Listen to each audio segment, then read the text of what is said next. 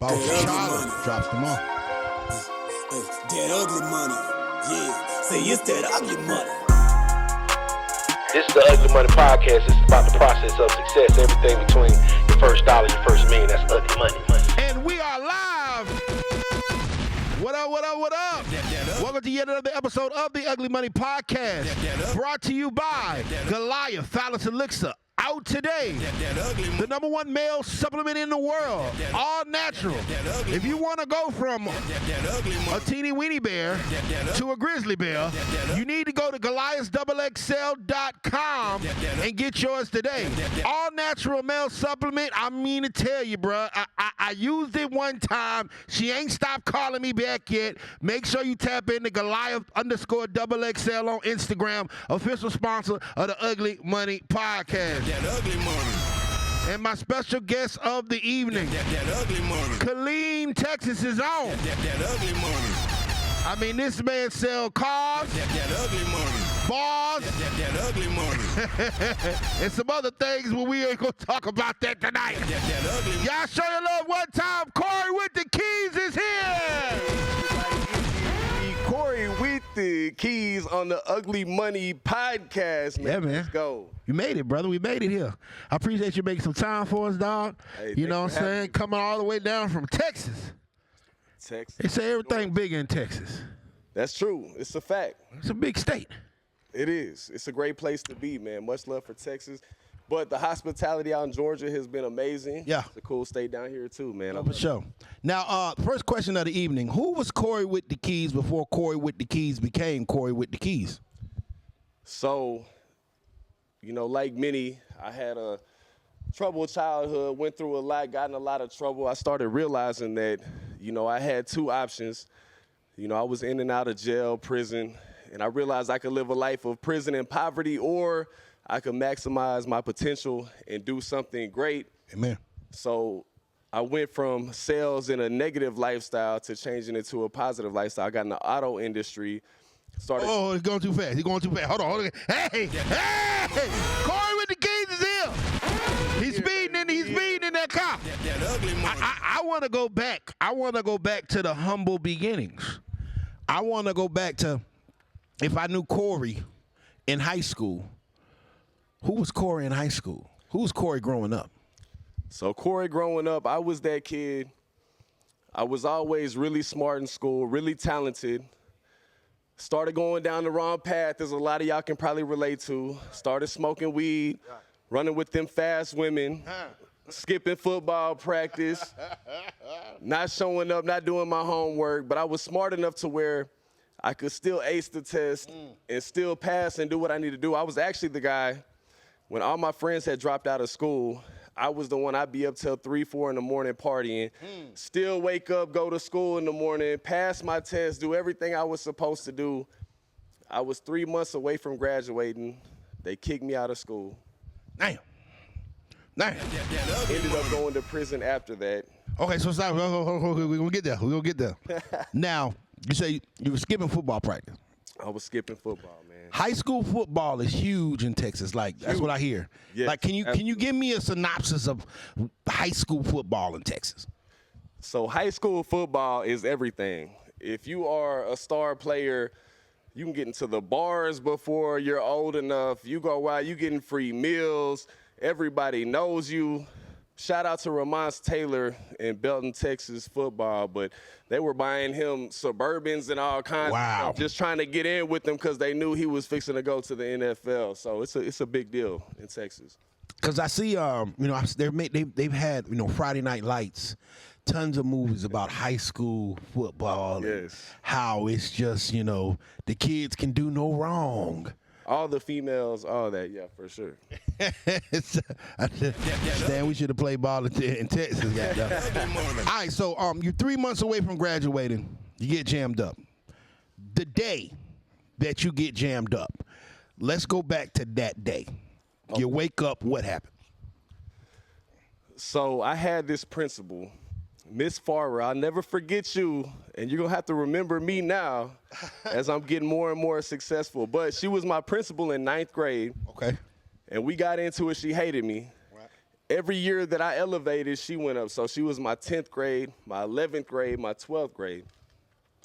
So on that final year, she told me from the beginning of the year, she was like, look, I'm going to get rid of you. The first time you mess up, your ass is out of there. And I'm like, okay. And I was the type, I'd push it right to the edge, but still be good. So I would miss just enough days of school where I was okay, but I would push it to the limit. So I had missed right at the limit.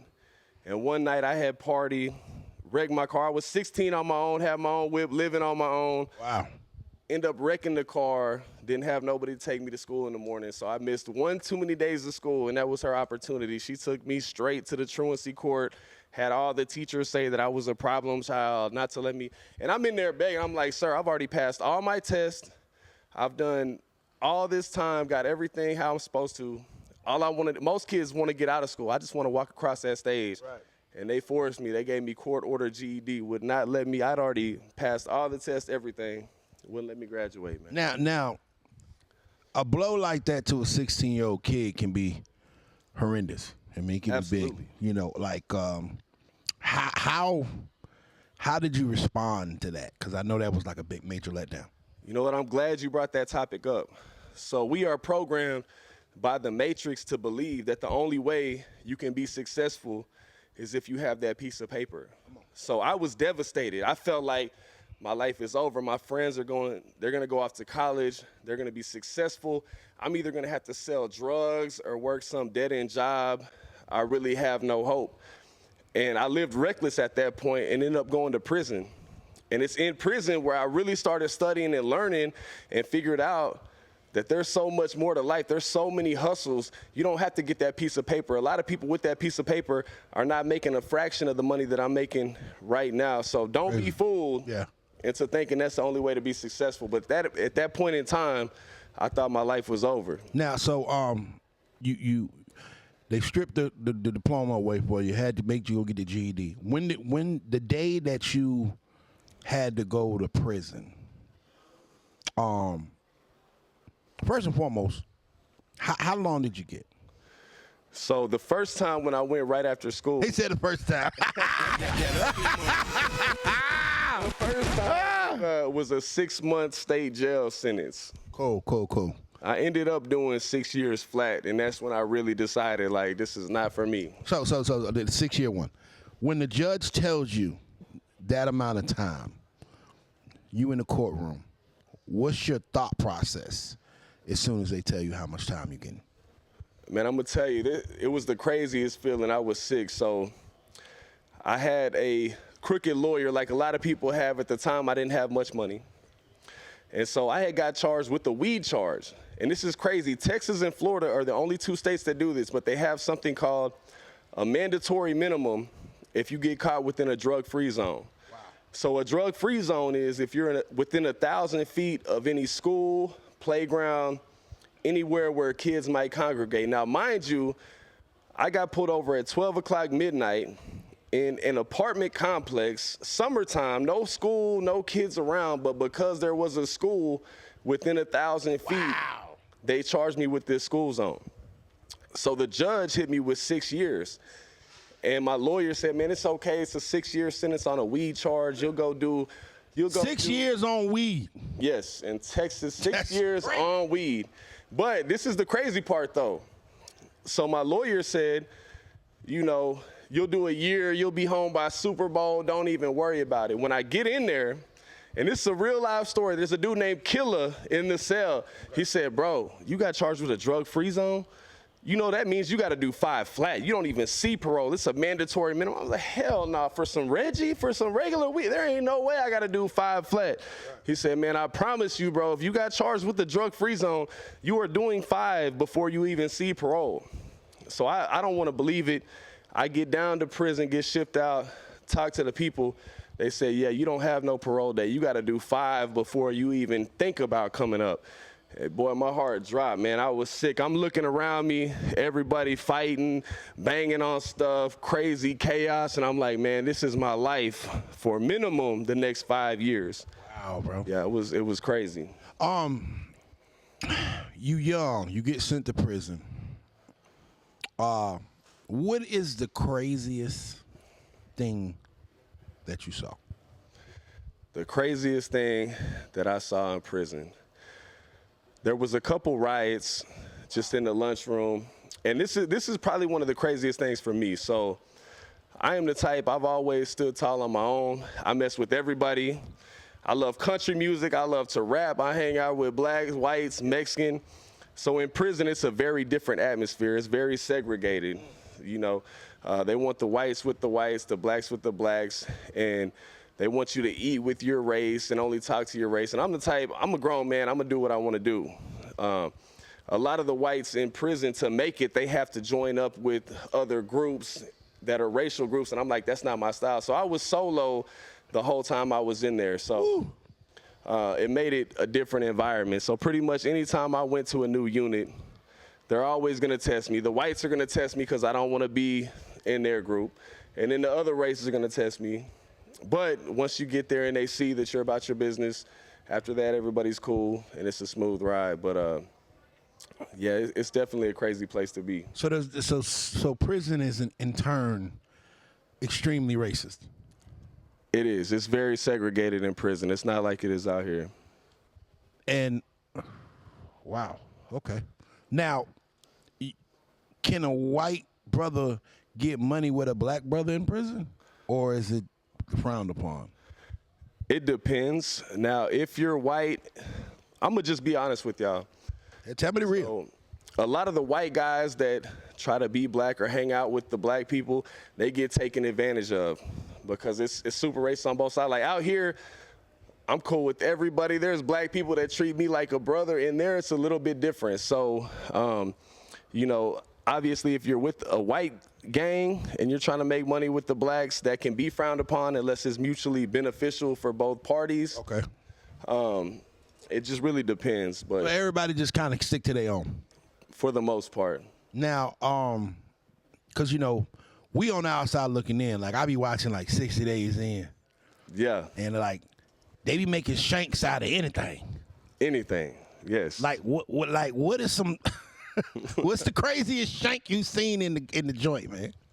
Man, I will tell you this. There are some of the most ingenuitive people in prison that you could imagine. If you could see some of the stuff they make tattoo guns, food out of, I mean, it's insane. Typically with the shanks, they're gonna find a piece of metal that they chip off of something, or in wood shop or something like that. Turn it into a weapon. Yeah. I see one time dude took a toothbrush. Oh yeah. And sharpened the toothbrush. Yeah. I'm like, boy, imagine getting hit up by a toothbrush. Man, bro. That's a sad day for sure. Now, the Donald Trump has just, you know, signed. Donald Trump ain't put the pen down since he got back reelected. Now, one of the things that one of the executive orders that he signed was that all transgender inmates have to go to their biological jails. So now you have transgender females going to male jails because they were born men. Do you think that those people will be protected or bad off in jail? The transgenders. So this is something that's probably gonna trip y'all out. Some of the most hardcore gangsters that y'all see out here in prison swing the other way. Whoa! There's people in prison, there's men that have titties in there doing all kinds of stuff you wouldn't even imagine. Probably the hardest person you seen out on the street, you might be surprised on what some of them do behind closed doors. So do I think the transgenders will be in danger? No, I think they will probably have people that's waiting on them to be there. Oh, Cory done said he done told the truth. Hey, man, I was wondering, bro. What y'all see out there, man, shit's crazy. I was wondering, bro, because it's like... I'll tell you a funny story talking about that, right? So when I first got to state jail, I'm young, never been here before, right? I see this dude, and he's sitting down. You know, we all got to go to the restroom together. Yeah. I'm like, goddamn, I asked my homeboy, I said, man, why is he shitting so much? Every 5 minutes, he's taking a shit. And he said, bro, he's not shitting. He's sitting down to piss. He's supposed to be a girl. I said, oh, man. A grown-ass man was sitting down to pee every time, and I had never seen anything like that, so he got a big old Adam's apple tall. I'm like, what the hell? Yeah, it's a different world in there, bro. It's some crazy shit. Yeah, because that's crazy. It messed me up.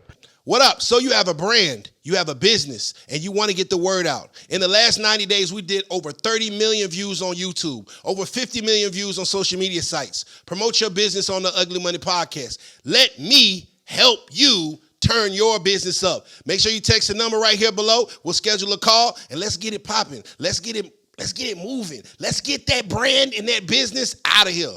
Yeah, you can be an official sponsor of the Ugly Money Podcast, and China just left. See y'all in a minute. Text us.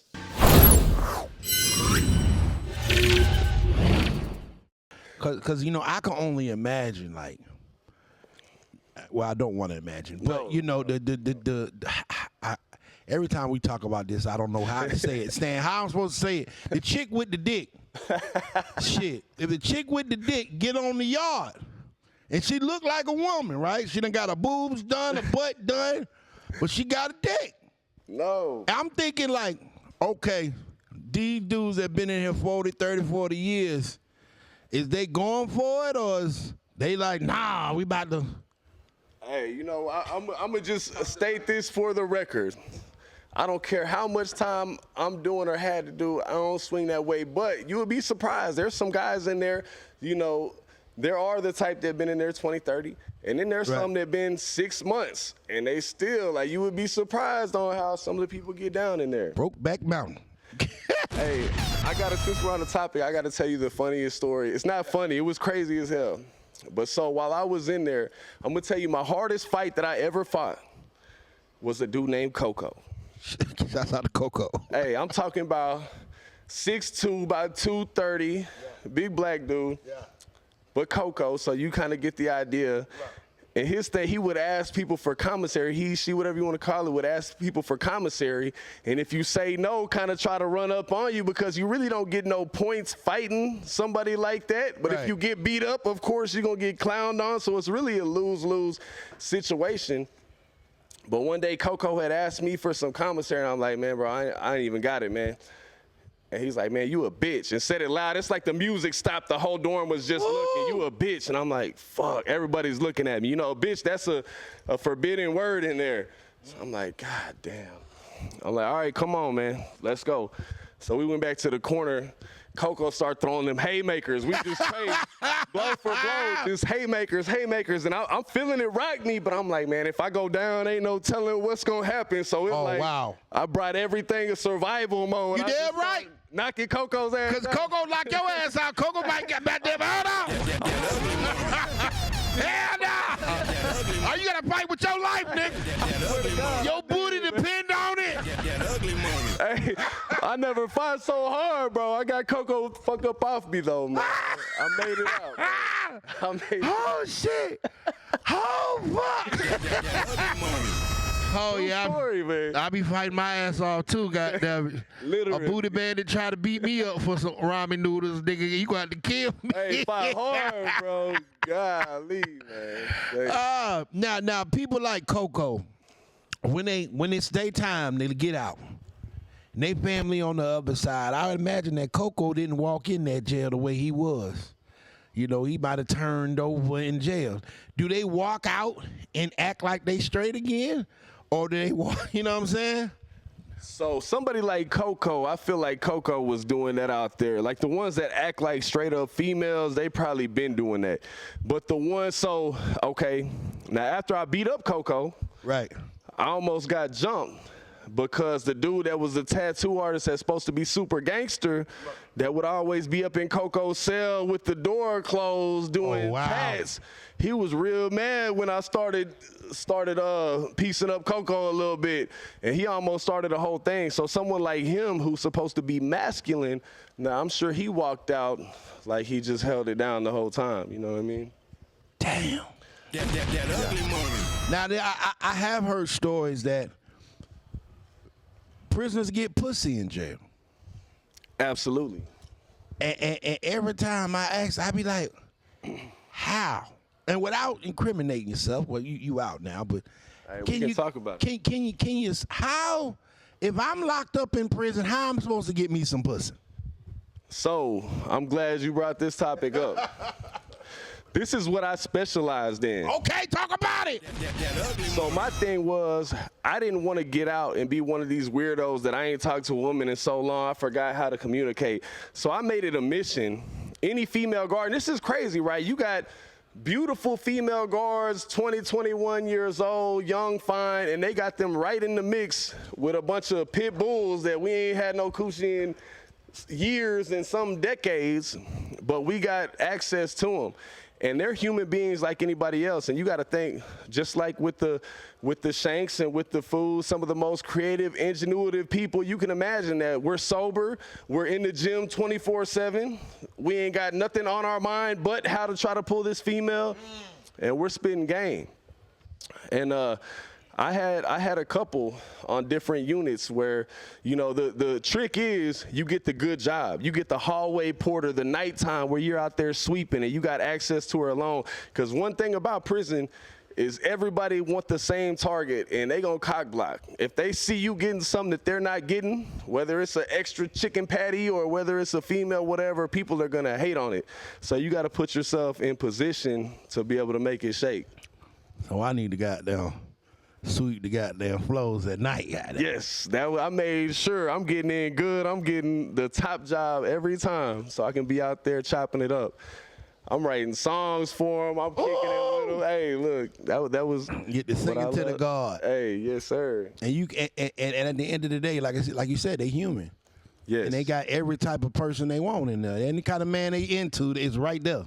Absolutely. I'm gonna tell you this right now. If your girl works at a prison, 99% of the time, damn, she fucking with somebody. That ugly money. Period. From the lieutenants to the captains to all of them. If they ain't right now, they have at some point in their career, and I'll bet that. Now, let's flip it. What if you a male prison guard at a female prison? I'm sure they do the same thing. Happens every day. I ain't never been to a female prison, but I've heard plenty of stories. People getting pregnant, all kinds of stuff. Now let's talk about the flip side. Male guards at a male prison trying to do some stuff. It's, you know, people are crazy, man. It's a crazy world we live in, bro. What the man? What? Hold on, bro. They got all kinds of different things you could think of. So is prison predatorial? Absolutely. Everything in there is about how you can come up on something, win something. Gang, yeah, it's very predatory for sure.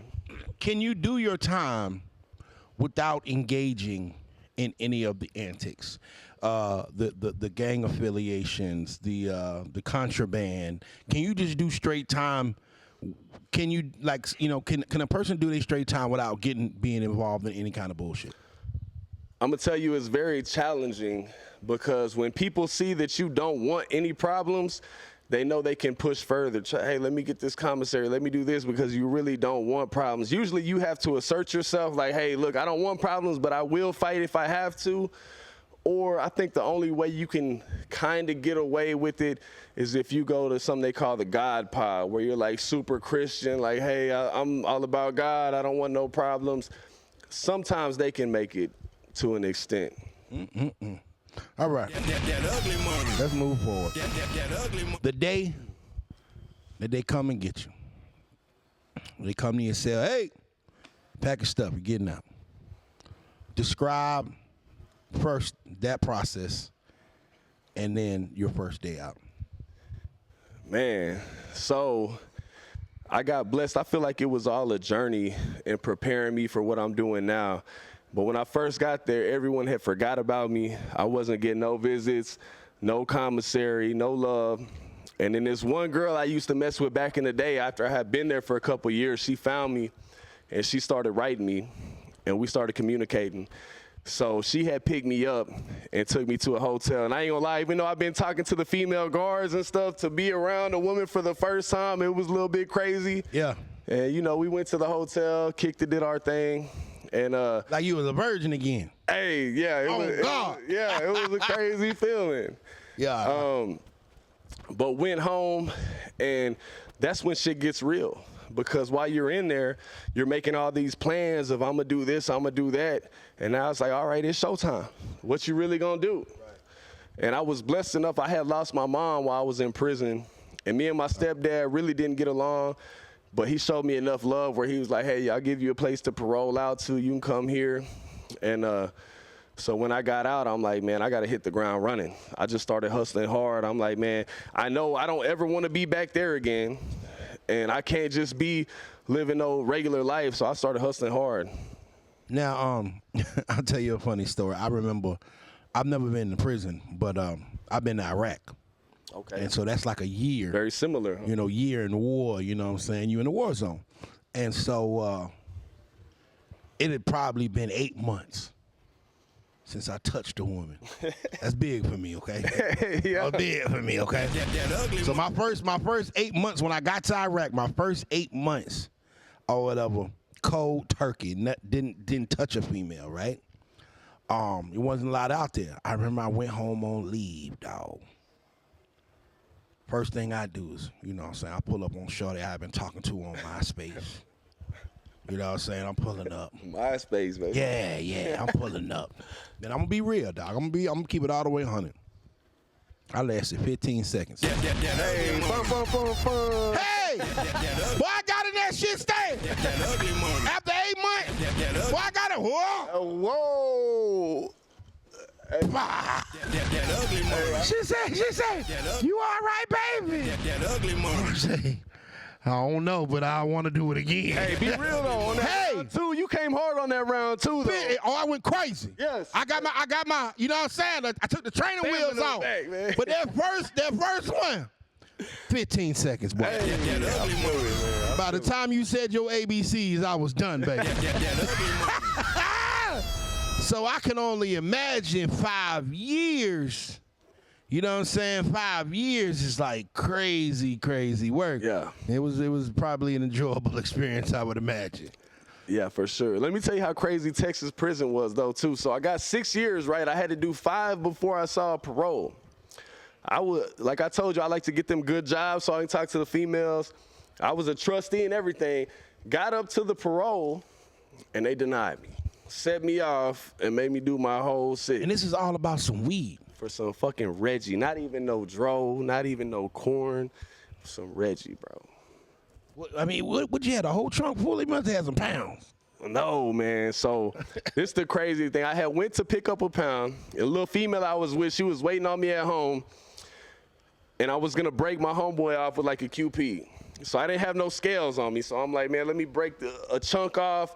And I was going to stop at her apartment, get my scales, make sure it was good. She was waiting on me at home. We had a whole weekend planned out. It was fixing to be amazing. And, man, I stopped to get that scale, got in the car, whoop, whoop, gone. So I think it ended up being like 8 ounces of Reggie, bro. 6 years of my life. And I'm in there with rapists, murderers, pedophiles, all that. And they're getting parole. They're doing a year, 2 year, 3 years. I did 6 years for 8 ounces of Reggie. Wow. All right, so we out. We in the free world. We done got us some cat. Now it's time to hustle. How did you make the transition from, like, what thought in your mind, what made you say that, like, I'm not going back to that old lifestyle and I'm about to, you know, do something different? So, you know, there have been times where I got in trouble. I did 6 months here, 9 months. I was shocked by that 6 years. But after that, I'm like, man, that's a big chunk of my life. Now, if I go back again, I can't waste no more of that type of time or longer. So I'm like, man, I've got to get it right. And I don't like depending on nobody. So I said I went to my stepdad's house, and I'm like, man, I got to get out of here ASAP. So the only thing I've ever done besides hustle is work at a restaurant. So I worked at Chili's, and I was the best server that they ever seen. I'm in there grinding. Now, this is crazy. So while I was in prison, there was a dude in prison that told me that I would make a good car salesman. And I've never sold cars. I ain't know nothing about cars. And I'm like, why you say that? And he's like, just because of your personality, the way you interact with people, and they can make dope boy money. You can make 10, 15 grand a month if you're good, and they don't care if you're a felon if you're good. So I'm like, bet. So I had that in my mind.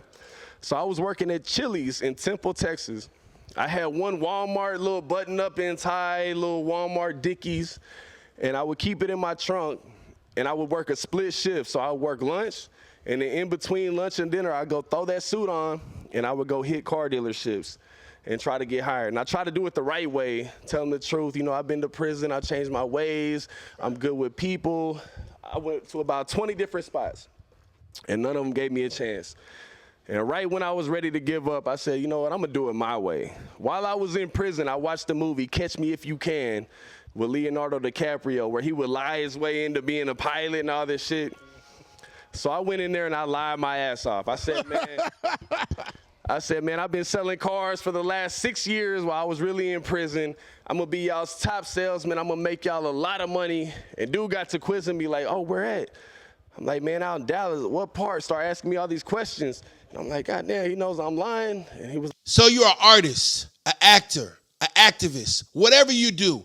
Come to the Ugly Money Podcast and tell your story. You can be a special invited guest by texting the number right here. Let's lock in your interview. Let's tell the world what you got going on. Over the past 90 days, we've gotten 30 million views on YouTube, 50 million views on social media sites. It's time for the world to know about you.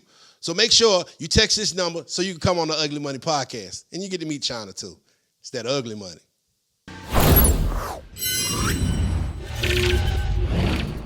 Like, man, the only reason I ask is because I'm from Dallas and I know everybody out there. I'm like, shit, I should have said Houston. I should have said something else. But I kept going with it.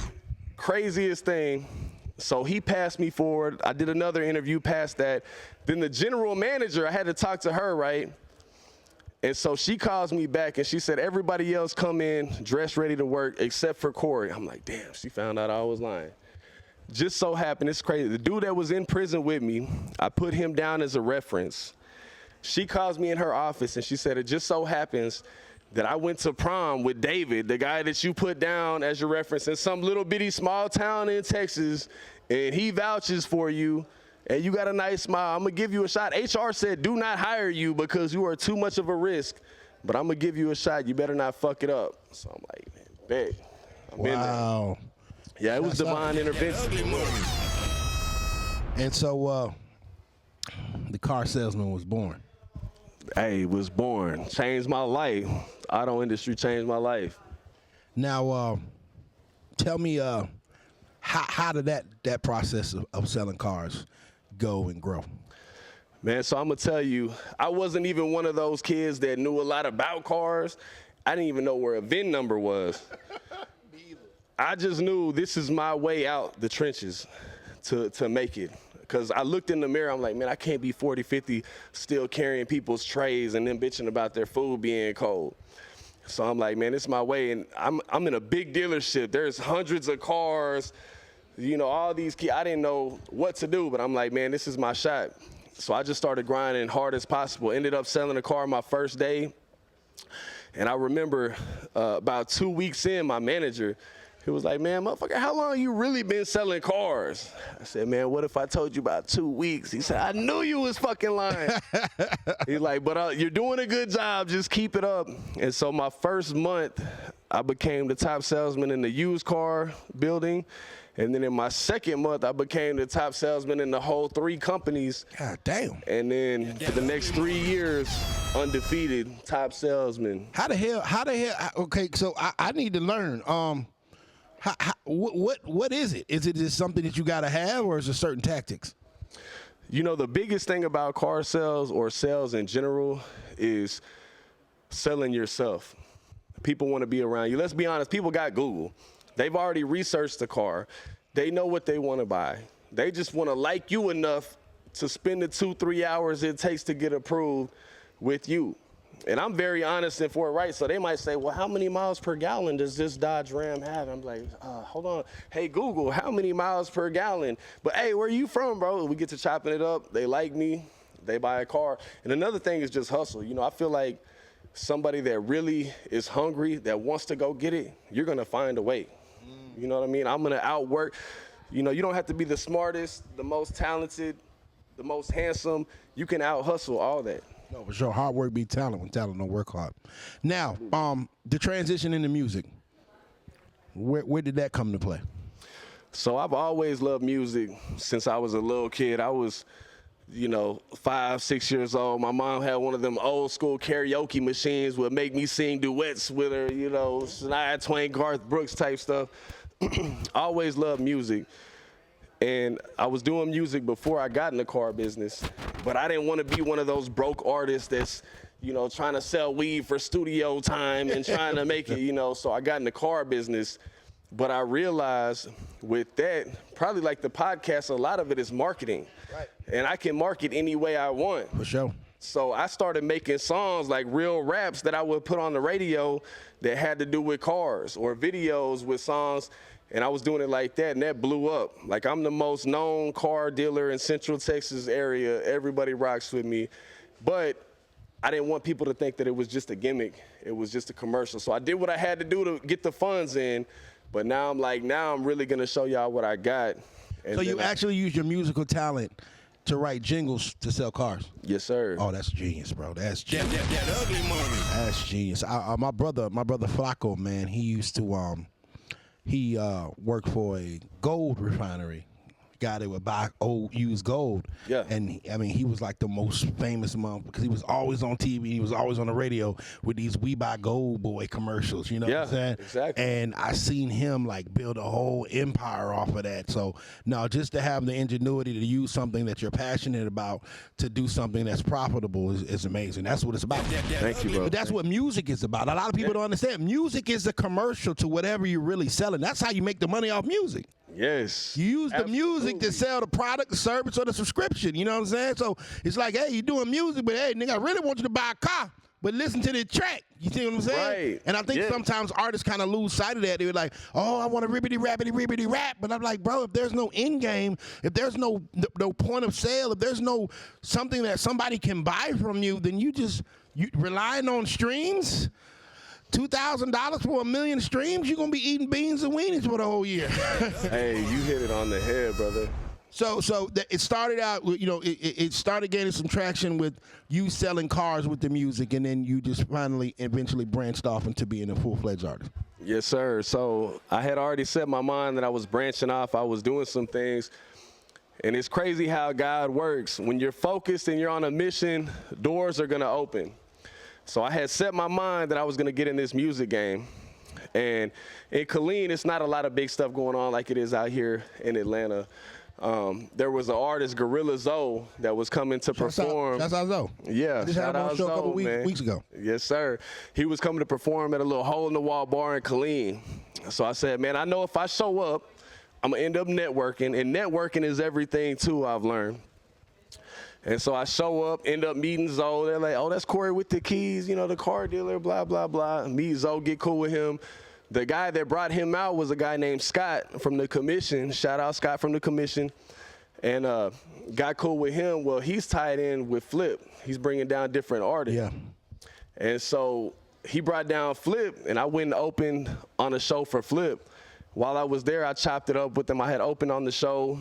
Chopped it up with him, told him I had the cars. Like you said, you always got to have something to sell, not just the music. Hey, look, if you rock with the music, that's cool, but hey, I also got these cars, just like Paul Wall had the grills where, different people did stuff. But it's a crazy story. Once again, divine intervention. After that, I get a call from Scott, and he was like, hey, man, Flip needs a car, and he doesn't want to go through all the red tape. He just wants to put some money down, get a car. And I'm like, well, I already chopped it up with him. We already exchanged numbers. So make a long story short, end up getting Flip a car.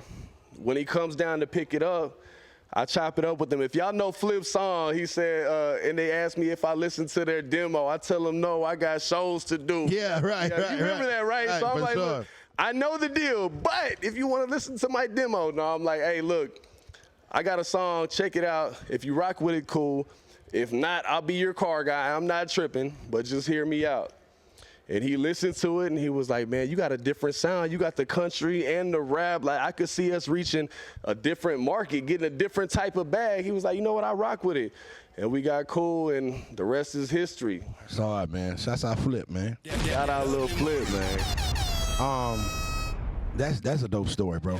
You know, you was the underdog, man. Life threw all the lemons that it could throw at you when you found a way to make some lemonade every time. You know what I'm saying? Let's go. And you know, you hear people that complain so much about them circumstances of what they got going on, and it's just like a lot of times I'd be like, do you understand how many people would love to be in the position that you're in right now? Do you understand that most people had to work just to get to where you were born at? And you know, I just think that if people really, you know, just took advantage of the opportunities that are presented to themselves or whatever, you know, they'd be a lot more successful. But a lot of people like to sit on their ass and wait on somebody else to do something for them. But you kind of like me, brother. Shit, we gonna get up and go get something. Bro. Oh, God. That's what I realized, bro. We are the masters of our own destiny. The whole world is in our hands. I hate when people say, I didn't have this opportunity. I wasn't born with money. I didn't have the background. Look, man, I came from nothing. Damn trailer park, 4-time felon, no money, no education, no credit, and got it out the mud. Started from the bottom, hustled to the top, and anybody can do it. I don't care. Now, you know, we gotta talk about my brother Flip. Yeah. Craziest Lil Flip story that no one's ever heard. Hey, let's hear it, man. I want to hear yours. What is your craziest Flip story that no one has ever heard? Man, give me some details on what type of crazy. I mean, nothing too crazy, nothing crazy that's gonna get him in the doghouse and in trouble with a girl. Be careful what I say. Then they're gonna get a brother locked up. I'm just talking about, you know what I'm saying, what favorite story of you and Flip.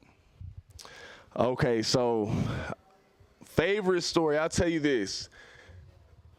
It's kind of like the Eminem, like you only got one shot. You got to be on point when you mess with Flip because he's very spur of the moment. You got to be ready. You never know when opportunity might strike. So the first time I came to chill with him, after he'd heard my song, so he's like, okay, I kind of like your stuff, but I wasn't really locked in with him. He invited me to go to Houston to go be in one of his other artists' music videos. And while we're there, we were leaving from that location to the studio, and he had a couple beats. He was like, man, just check these out, see what you think. Luckily, on the car ride there, I was listening to the beats, and I already had like some hooks in my head. Already. So when we get there, I mean, it's a room full of people. Nobody knows me. I'm the new guy. We get in. He was like, hey, Cory with the keys. You say you rap, right? We get in the studio. Let me hear something. And they all looking at me. I'm like, man. But luckily, I already had something planned out. So I get in the studio, drop a mean-ass hook. He's like, okay, white boy got a little something. Okay, let's go. And we were locked in from that. But that was when things really got in motion. I say one of my favorite stories, though, is we were at the H-Town Throwdown. And so this is a legendary, I grew up listening to all the Texas underground rap, Power Wall, Slim Thug, Kiki, Mike Jones, all them legends, Zero. And all of them perform at the H-Town Throwdown. So I have never been on a big stage before. I've been in some clubs and stuff like that. And Flip and I had dropped a song called Started From the Bottom, Lil Flip and Cory with the keys. And we get there, and it's thousands of people in this big-ass festival. And probably 10 minutes before the show, he was like, hey, you ready? You finna go on stage. I'm like, what? What you mean? He's like, yeah, we're performing Started From the Bottom. And I'm like, okay, bet. And so I'm on the same stage as all these Texas legends. Last minute, unexpectedly, got up there and crushed it. And it's like a country rap song. So you never know how certain demographics are going to respond. But you got everybody out there. I started from the bottom. They all jamming. So that was like a life-changing experience for me, man. I can only imagine, dog. Shouts out Flip for that, man. Yeah, he shows love. I remember, man, Flip had an epic run. I mean, he's still running, but man, when I'm talking about when he first broke nationwide, man, game over. Flip, I'm talking about, bro, he used to be on BT 106 in Park, MTV every goddamn day. And it was amazing how much, like, he could literally rap for hours. Still to this day, freestyles all the time. Yeah. He's the for real freestyle king. And I'm going to tell y'all this. You know, he had a crazy run, but it's not over. I'm going to let y'all know right now, we got some big stuff in the works. He got a new album with Zero. That's not Zero. Zero's supposed to come on the show soon, too. Yes, yeah, that's my boy, too, man. Kings of the South 2. I think March 29th is coming out. They just dropped a song called Mercedes, and we got some big projects in the work. It's about to take all the way back up, man. Y'all watch. I'm telling you. You know, one thing we all, from the outside looking, and we all respected about Texas was the way that they supported their artists. Like you know, you could go platinum in Texas alone. Like Slim Thug, I think his first album name was already platinum, like because he was already selling millions of units in Texas alone. And so you know when him, Paul Wall, Mike Jones. I never forget, I was stationed in Fort Sam Houston in San Antonio, Texas. I thought the radio was broke when I first heard students, right? So I think in the radio, I'm like, oh, this radio don't work. You know what I'm saying? Because I never heard it before. And, like, they had their own movements, their own, like, empires within Texas. And, Yes. and then the world finally caught on, and it was just like, you know, out of here. So, you know, that's one thing is Texas is a great market to like come up in because you can pop off in Texas and be straight. Exactly. They say that all the time. Like if you pop in Texas, that could be all of those people that you named, they could eat for the rest of their lives right there in Texas and not have to worry about nothing. Yeah, and all them boys eating good, bro. 'Cause like I see Slim Thugger, you know what I'm saying? We follow each other on the gram. Me and Zero follow each other. Chameleonaire's up. He up crazy. Yeah. So now that's a beautiful thing, man. So future, what's the future looking like for Cory with the Keys? So I got some big projects coming right now. I got some more songs with Flip, some collabs with some big artists. What up? So you have a brand, you have a business, and you want to get the word out. In the last 90 days, we did over 30 million views on YouTube, over 50 million views on social media sites. Promote your business on the Ugly Money Podcast. Let me help you turn your business up. Make sure you text the number right here below. We'll schedule a call, and let's get it popping. Let's get it moving. Let's get that brand and that business out of here. Yeah, you can be an official sponsor of the Ugly Money Podcast, and China just left. See y'all in a minute. Text us.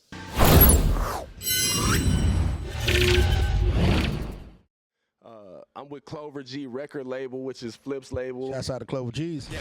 And we just did a joint venture with Up Above Entertainment, another big record Shouts label. out up above, man. Yeah, big record label coming out. Just signed a major deal with them, so we got some projects in the work. Flip's got his projects coming. I've got mine. We got a good squad, positive energy. Everybody's focused, working hard. So y'all will be hearing a lot more about me, Cory with the Keys, Clover G's, Up Above Entertainment. The whole squad is coming. Oh, man. Last thing I want to talk about. I forgot, man. You from Killeen, Texas?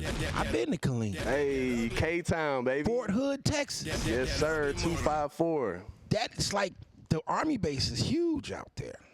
Because, you know, I was in the military, so, you know, we've been out to Killeen. Oh, yeah, you had to go through So there. it's like a melting pot because it's all types of different people from, and that's why I think a lot of times them Texas artists did well because you got such a military fan base that when you come to Killeen and you're ingesting that Texas music, then you get stationed in California or you get stationed in Georgia, you're taking the music with you. I never thought about that. See what I'm saying? Yeah. It's like its own distribution system. It's like, okay, you've been in Texas for the past year, you know, listening to just, you know, hard Texas shit, and then you get to, you know, you get to Virginia, and my brother's like, hey, man, I'm fucking with Zero. I'm like, who is that? Yeah. And he playing it. He kept on playing. I'm like, by the time he played it 3-4 times, I'm like, yeah, hell, Gotta nigga rock it hard. out today, yeah. Hell yeah. And I never forget, that's how I got woken up to Zero. My brother had got stationed in Texas, came back home, was like, I'm on this Zero shit hard. Let's go. And so a lot of those times, those military kids, you know what I'm saying, they'll take that Texas swing and that Texas swag and put it all over the world. And Texas has its own, you know, the swingers, the grills, like it's its own culture out there. Yes, sir. Now, before we go, the meshing of country and rap. Just talk to me about that dynamic. So I really feel like we're at a point in time in our culture where it's just time to make it happen. I know a lot of people, and it's not just me, but when you listen to their playlist, they might have some George Strait, some Randy Travis right alongside Zero, Lil Flip, whoever. It's a big melting pot, especially in Texas. And what I do differently, you know, I've heard of a lot of country people that are country and they play with the rap. And I've heard of some rappers that rap and they play with the country. I feel like I'm one of the only ones that really comes hard with both. I can sing some straight up country bangers, and then I can really come with some real bars, and I can combine the two. And so that's what I feel like I'm doing different than anybody else. The country music and hip hop culture have gotten to the. I mean, Beyonce just won the Grammy. Exactly. Album of the Year, Cowboy Carter. I mean, that was her first Album of the Year Grammy. Was crazy, a country right? album. You know what I'm saying? I think Shabuzi, I think he's from Virginia. He had one of the biggest songs of the year. And so that whole country and hip hop dynamic is winning. And I can remember a time where it was trying to butt up like with a guy named Cowboy Troy. I don't know if you ever heard of him. His name was Cowboy Troy. He had a song called I Play Chicken with the Train. Right? He was rapping his ass off, but you know what I'm saying? But and so it's just dope to see that dynamic now. And then it's interesting because there was a time when, you know, black folk didn't like country. Oh, they don't like. Nah, we love that shit now because the stories, bro. Right. The stories, the melodies in it, you know what I'm saying? And so the collaboration between country and hip hop, I think is going to be here to stay, brother, because it's we just won a Grammy from it. Hey, I believe that wholeheartedly. You know, a lot of people used to say that if it's country, rap has no place at all in country. And of course, people still feel like that. Right. And some people feel like country has no place in rap, but I really feel like it's that time in our culture, and this is what I love about, so me and Flip did a song called Started From the Bottom, and what I love about it, it's universal. If you see the video, you got Flip on a horse with a cowboy hat, me out there, we're rapping, we're singing country, you got every different race out there jamming it, and it's talking about starting from the bottom and day-to-day struggles that every race, religion, and culture can relate to. And that's my big mission. I want to bring the people together. I want a positive message. I want something that everybody can feel and it not be segregated or only for one type of people. And I think that's what we're doing. That's hard, man. That's hard, man. I know that's going to go up. Hey, man, before we get out of here, man, any last shout-outs? Tell them folks where to follow you at. All of the above. Go ahead. Hey, man, shout out to my bro, Lil Flip. Opened all kinds of doors, man. Much love. Shout out to Up Above Entertainment. Marco, we got some big stuff on the way. And y'all look out for me, Cory with the keys. Hey. Cory with the keys. I'm on Facebook, Instagram, Snap, TikTok. We talking conspiracy on the TikTok. We doing it all, man. So Cory with the keys on all platforms. Follow me and be on the lookout. We got some great things coming. Started from the bottom, Lil Flip, Up Above Entertainment. Y'all check us out. For sure. And you can follow me on Ugly Money Nietzsche. That's Ugly Money Niche. This episode being brought to you by Status Lounge. Each and every Wednesday night, Trigger Alert is live right here at Status Lounge. 50-cent wings, $5 margaritas, the only place to be. 7 to 12 midnight, right here at Status Lounge. Come see Trigger Alert live. Remember, the bigger the dream, the bigger the risk, the bigger the payoff. The bigger the payoff. This has been the Ugly Money Podcast with Cory with the keys. Hey, before we go, man, shout out to my boy Nietzsche, Ugly Money Podcast.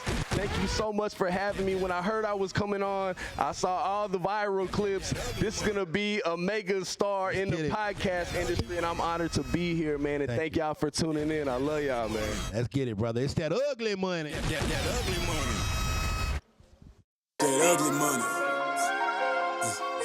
That ugly money. Yeah, say it's that ugly money. This is the Ugly Money Podcast. It's about the process of success. Everything between your first dollar, your first million. That's ugly money.